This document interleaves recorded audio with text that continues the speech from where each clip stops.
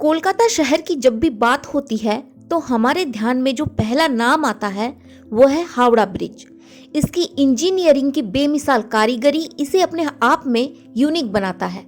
आज हम बात करेंगे इस बेमिसाल हावड़ा ब्रिज के इतिहास की और जानेंगे आखिर क्या वजह रही इस हावड़ा ब्रिज के निर्माण की, किन परिस्थितियों से गुजरकर ये तैयार हुआ और साथ ही बात करेंगे उन किस्से कहानियों की जो इस हावड़ा ब्रिज के साथ जुड़े हुए हैं। ये बात है तब की जब पूरे भारत पर अंग्रेजों का शासन था। अंग्रेज जोर शोर से भारत में कारोबार फैला रहे थे। तब भारत की राजधानी कोलकाता हुआ करती थी और यहीं से ही पूरे भारत का कारोबार कंट्रोल होता था। अंग्रेजों ने हावड़ा में भी अपनी कई सारी फैक्ट्रियां लगा रखी थी, लेकिन यहाँ से कारोबार करने में अंग्रेजों को बहुत मुश्किलें हो रही थी और वजह थी कोलकाता और हावड़ा के बीच बहने वाली हुगली नदी। हुगली नदी हावड़ा और कोलकाता को आपस में जोड़ती है। ऐसे में उन्हें नदी के रास्ते जहाजों से सामान को एक जगह से दूसरी जगह भेजने में काफी दिक्कतों का सामना करना पड़ता था। बारिश के दिनों में जब हुगली नदी का जल स्तर बढ़ जाता था तो अंग्रेजों को अपना व्यापार कुछ दिनों के लिए मजबूरन बंद करना पड़ता था।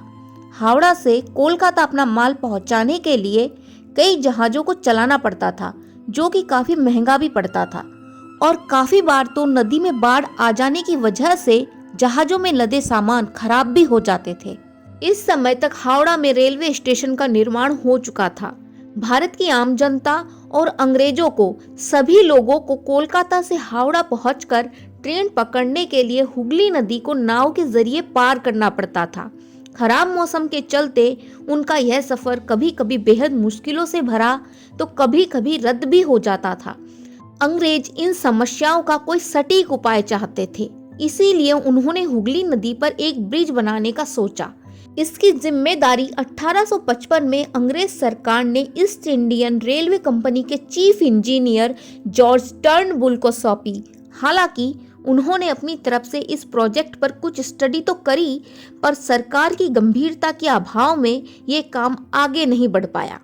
इसके बाद 1870 में कोलकाता पोर्ट ट्रस्ट की स्थापना हुई और ब्रिटिश सरकार ने 1871 में हावड़ा ब्रिज एक्ट पास करके ब्रिज बनाने का काम ईस्ट इंडिया कंपनी के chief engineer Sir Bradford Leslie को सौंप दिया। वो यहाँ पॉन्टून ब्रिज का प्लान लेकर आए। दरअसल पॉन्टून ब्रिज पानी में तैरते पीपों के ऊपर बना ब्रिज होता है, जो पानी में आने वाले उतार चढ़ाव के हिसाब से खुद भी ऊपर नीचे एडजस्ट होता रहता है। हुगली नदी में अक्सर ज्वार भाटा आने की वजह से पानी का स्तर भी घटता बढ़ता रहता था, तो इस नजरिए से भी पॉन्टून ब्रिज का प्लान एक अच्छा विचार था।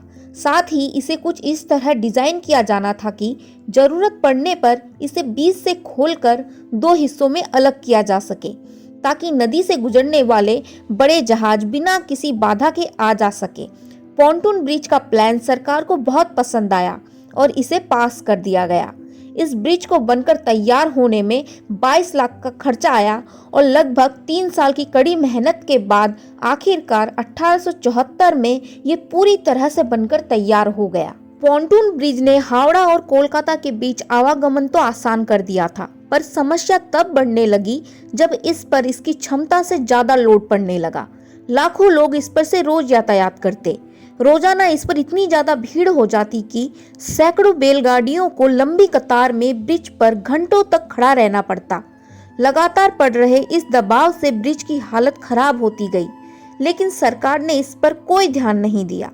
लेकिन सन 1905 में दुर्घटना की आशंका के चलते सरकार ने इस ब्रिज का निरीक्षण करवाया और पाया कि ब्रिज की हालत बहुत गंभीर है, जिसके चलते सरकार ने एक नए ब्रिज के निर्माण पर विचार किया। कुछ काम आगे भी बढ़ा, पर किन्हीं कारणों से ये काम रुक गया और 1911 आ गया, जब राजधानी को कोलकाता से दिल्ली ले जाने की वजह से ये काम और ज्यादा ठंडे बस्ते में चला गया। ब्रिज निर्माण के रास्ते में रोड़ा डालने की रही सही कसर फर्स्ट वर्ल्ड वॉर ने पूरी कर दी, जिसके चलते साल 1914 से 1918 तक अंग्रेज सरकार वर्ल्ड वॉर में फंसी होने की वजह से उसी पुराने पॉन्टून ब्रिज को 1917 में मरम्मत करके काम चला लिया गया। लेकिन इस पॉन्टून ब्रिज की हालत अब ऐसी नहीं थी कि इसे ज्यादा लंबे समय तक काम में लिया जा सके। इसीलिए सन 1921 में अंग्रेजी सरकार ने कोलकाता के फेमस आर्किटेक्ट और उद्योगपति आर.एन. मुखर्जी के नेतृत्व में मुखर्जी कमेटी बनाई। आर.एन. मुखर्जी ने इससे पहले कोलकाता के विक्टोरिया मेमोरियल और बेलूर मठ का भी निर्माण किया था। इस वजह से अंग्रेजों को आर.एन. मुखर्जी की योग्यता पर पूरा विश्वास था। आर.एन. मुखर्जी ने इस पर खरा उतरते हुए एक साल के अंदर ही 1922 में न्यू हावड़ा ब्रिज कमीशन के सामने अपनी रिपोर्ट सौंप दी। उन्होंने कैंटिलीवर ब्रिज का सुझाव दिया था। 1926 के आते आते इसमें काफी प्रगति भी देखी गई और इसी बीच न्यू हावड़ा ब्रिज एक्ट भी पास कर दिया गया। बाद में एक दूसरी कंसल्टेंट फर्म रैंडल पामर और ट्राइटन को भी एक ऑल्टरनेटिव आइडिया पर काम करने को कहा गया। इस फर्म ने 1929 में पोर्ट ट्रस्ट के सामने अपनी रिपोर्ट सौंपी, जिसमें कैंटिलीवर ब्रिज और फ्लोटिंग ब्रिज का विचार सुझाया गया था। जिसके बाद 1930 में गुड कमेटी बनाई गई और उन्हें इसे बनाने का काम सौंपा गया। कमेटी ने हुगली नदी पर ब्रिज बनाने के लिए टेंडर निकाला, जिसमें सबसे कम बोली एक जर्मन कंपनी ने लगाई। लेकिन तब तक 1935 आ गया था और ब्रिटेन और जर्मनी के रिश्ते बेहद बिगड़ चुके थे। इसीलिए ब्रिज बनाने का टेंडर एक British company Cleveland bridge and engineering company limited को सौंप दिया गया। पोर्ट कमीशन ने हावड़ा की ही एक local firm Brathwaite burn and Joseph construction company को भी इस ब्रिज के काम में शामिल कर लिया, जिसके बाद 1936 में न्यू हावड़ा ब्रिज का काम शुरू कर दिया गया। हुगली नदी में भारी मात्रा में जमी हुई गादों को निकाला जाने लगा। एक रात गाद निकालते समय ब्रिज का एक विशालकाय हिस्सा गलती से छूट गया, जो इतना भारी था कि जमीन में 2 फीट तक धंस गया, जिसकी वजह से इतना भयानक धमाका हुआ कि खिदेरपुर में लगे हुए सिस्मोग्राफ ने इसे भूकंप के झटकों के रूप में रिकॉर्ड किया। साथ ही नदी के किनारे बना एक मंदिर भी धराशायी हो गया। हालांकि इस मंदिर को बाद में बनवा दिया गया था। गादों को निकालते समय कई सारी ऐतिहासिक सिक्के और तोपें भी मिली। ब्रिज के फाउंडेशन को बनाने में 2 साल का समय लगा और मुख्य हिस्सा बनाने का काम 1940 में शुरू हुआ। ब्रिज को बनाने में कुल 26,500 टन स्टील का इस्तेमाल होना था, लेकिन 1939 से लेकर 1945 तक सेकेंड वर्ल्ड वॉर में उलझे होने के कारण ब्रिटिश सरकार केवल 3,000 टन स्टील उपलब्ध कराने में सक्षम थी। ऐसे में टाटा स्टील ने अपना हाथ आगे बढ़ाते हुए बाकी का 23,500 टन स्टील की सप्लाई करी। दिन रात काम करने के बाद आखिरकार 1942 में ये ब्रिज बनकर तैयार हो गया। उस समय इस ब्रिज को बनाने में लगभग 2.5 करोड़ रुपए की लागत आई थी और उस समय ये दुनिया का तीसरा सबसे लंबा कैंटिलीवर ब्रिज था। इस ब्रिज की लंबाई 2,313 फीट, ऊंचाई लगभग 269 फीट और पुल के ऊपर के मुख्य सड़क की चौड़ाई 71 फीट है। इसके अलावा ब्रिज के दोनों तरफ लोगों के चलने के लिए 15-15 फीट के फुटपाथ भी बनाया गया है।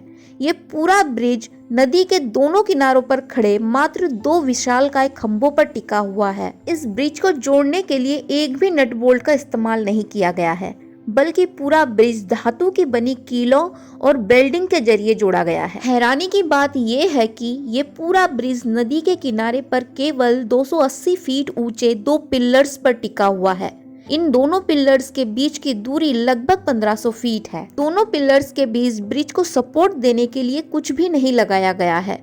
फिर भी ये ब्रिज आज भी बिल्कुल वैसा का वैसा शान से खड़ा है। अपनी शानदार निर्माण तकनीक की वजह से ये लोगों के बीच हमेशा आकर्षण और आश्चर्य का विषय बना रहा है।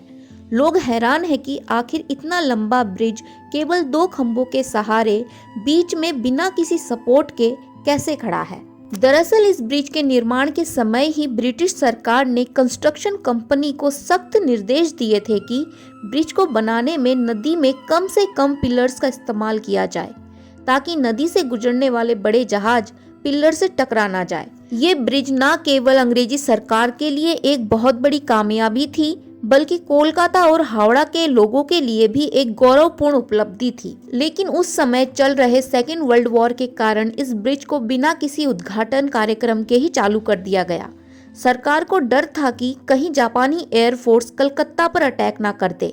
इसीलिए सरकार ने चुपचाप ही इस ब्रिज को बिना किसी उद्घाटन के चालू कर देना ही ठीक समझा। 20 दिसंबर 1942 की रात को सरकार का शक तभी यकीन में बदल गया जब अचानक से शहर के ऊपर जापानी लड़ाकू विमान मंडराने लगे। देखते ही देखते जापानियों ने इस ब्रिज के आसपास बमबारी शुरू कर दी। इस बमबारी से भाग्यवश ब्रिज तो बच गया, लेकिन इसके आसपास के क्षेत्रों में काफी नुकसान हुआ। सेकेंड वर्ल्ड वॉर खत्म होने के करीब 2 साल बाद 1947 में भारत अंग्रेजों से आजाद हो गया और हावड़ा ब्रिज का मालिकाना हक भारत के पास आ गया। 1993 से पहले तक इस ब्रिज पर ट्रैम भी चला करती थी, लेकिन दूसरी गाड़ियों से पड़ने वाले बेतहाशा लोड के कारण 1993 में इसे बंद कर दिया गया।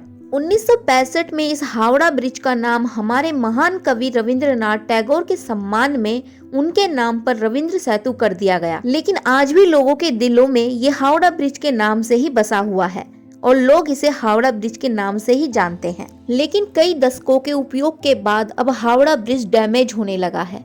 इसके पिलर्स और बॉडी पर जगह जगह जंग लग चुकी है। लंबे समय तक इसे उपयोग में रखने के लिए बंगाल सरकार इसके मेंटेनेंस पे विशेष ध्यान दे रही है। हावड़ा ब्रिज के रखरखाव और सुरक्षा की जिम्मेदारी कोलकाता पोर्ट्स ट्रस्ट के हाथों में है, लेकिन कई कोशिशों के बाद भी इस ब्रिज को बचाने में बेहद मुश्किलें हो रही हैं। साल 2005 में एक cargo ship MV Mani Hooghly नदी से गुजरने के दौरान ब्रिज से टकरा गई। इस टकराव से ब्रिज के 40 क्रॉस ग्रेडर्स टूट गए और साथ ही 2 ट्रॉली गाइड भी टेढ़े हो गए। बाद में इसकी मरम्मत में लगभग 8 टन स्टील की जरूरत पड़ी, जिसमें 50 लाख रुपए की लागत आई। मरम्मत के बाद ब्रिज का यह हिस्सा तो ठीक हो गया, लेकिन ब्रिज बुरी तरह से जंग का शिकार होता जा रहा था। कोलकाता पोर्ट ट्रस्ट ने जब 2011 में जंग लगने के कारणों का पता लगाया तो चौंकाने वाली बातें सामने आई।